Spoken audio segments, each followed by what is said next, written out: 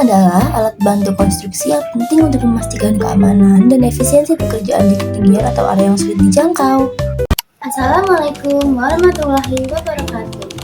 Perkenalkan, nama saya Bunga Fazana dari Universitas Penasaran Informatika.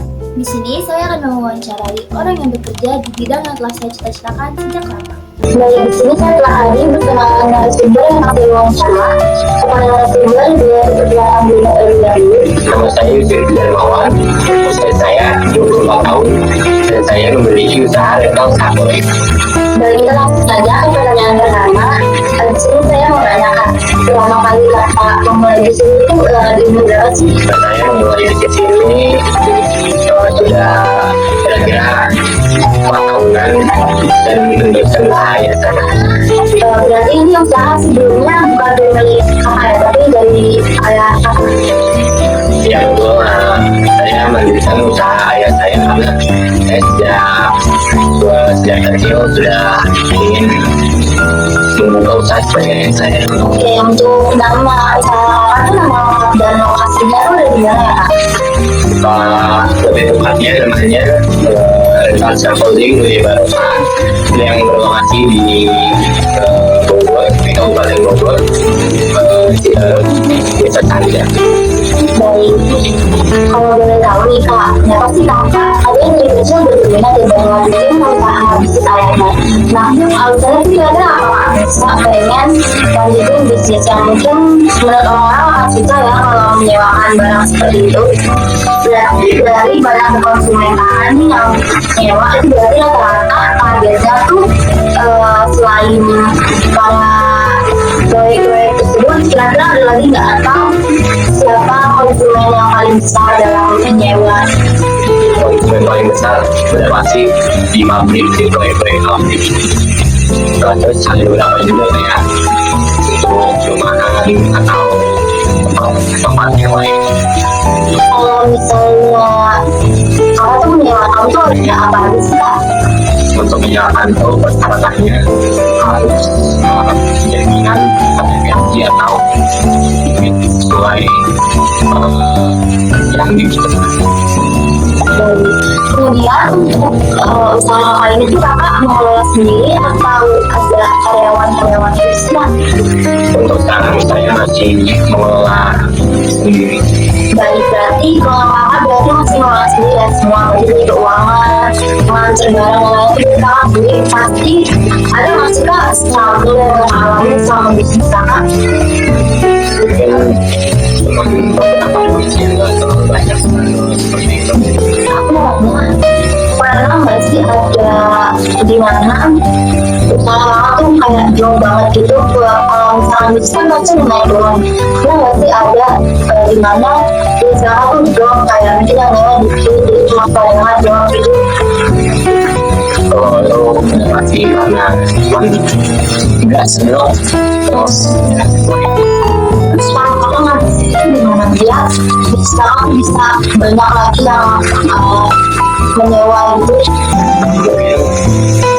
untuk cara sih ada yang karena penyewaan scaffolding itu untuk pengerjaan penyewaannya kemudian jasa itu buat orang atau orang. Baik, terus kalau dari misalkan pernah ada job, pernah nggak sih ada di mana masukan Kakak tuh kayak lagi naik banget, kemudian lagi banyak penyewaan dari orang itu pernah ada nggak Kak? Kalau itu sudah pasti ada. Terus saya nggak bercampur dan gimana Kakak bisa benar-benar naik gitu? Untuk itu saya lupa beberapa teman ada salah satu perusahaan besar di sini yang pengen membangun model kayak gitu untuk perusahaan saya.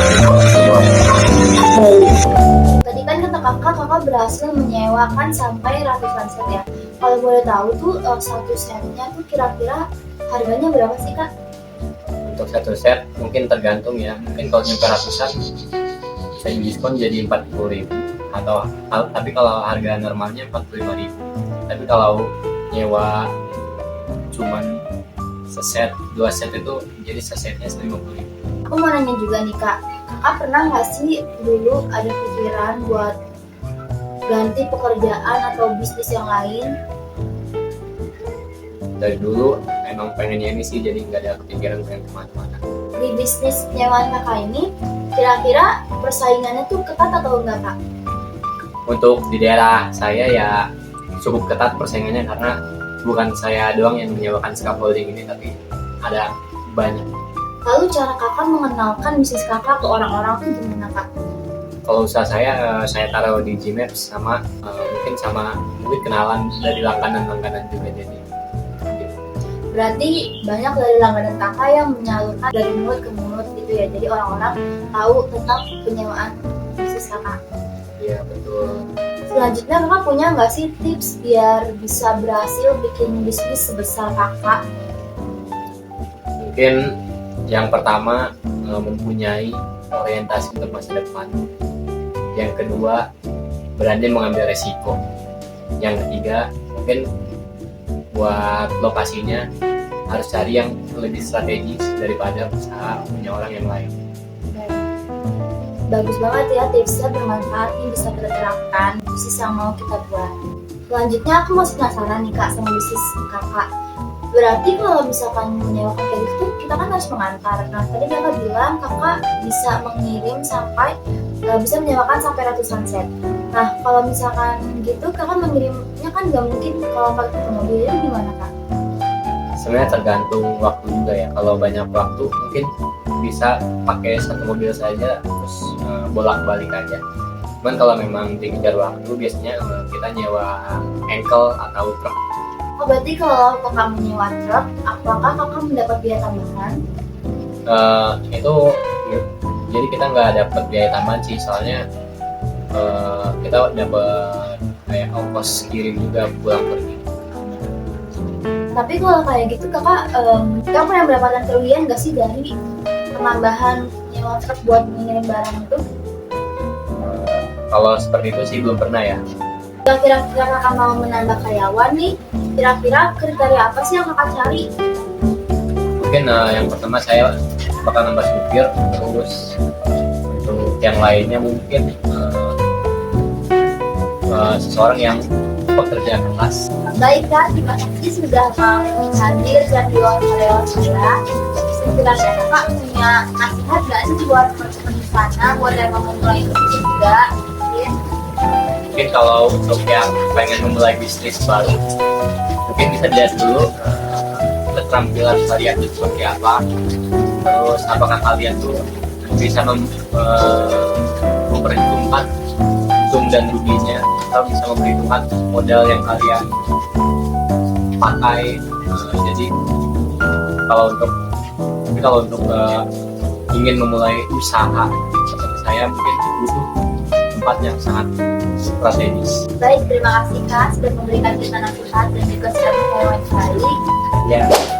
Baiknya tadi adalah wawancara yang sudah saya lakukan dengan narasumber yang ada. Saya memiliki cita-cita untuk membangun bisnis seperti beliau, dan saya menghadirkan beliau untuk bertanya dan menggali informasi terkait dunia bisnis. Dari beliau saya dapat belajar bahwa ada banyak sekali yang masih harus saya pelajari dan saya tahu dalam membangun dunia bisnis. Saya harap dengan adanya video ini dapat membantu saya pribadi dan juga teman-teman yang menonton ini agar dapat mengetahui informasi baru mengenai dunia bisnis. Dan seperti kata beliau, jika ingin memulai bisnis, kita harus berani mengambil resiko dan juga tidak pantang menyerah. Jadi untuk semua orang yang sedang berusaha membangun bisnis, kita harus percaya bahwa kita pasti bisa. Mungkin itu saja untuk video kali ini. Saya Bunga Narjana, pamit undur diri. Wabillahi taufiq wal hidayah. Assalamualaikum warahmatullahi wabarakatuh.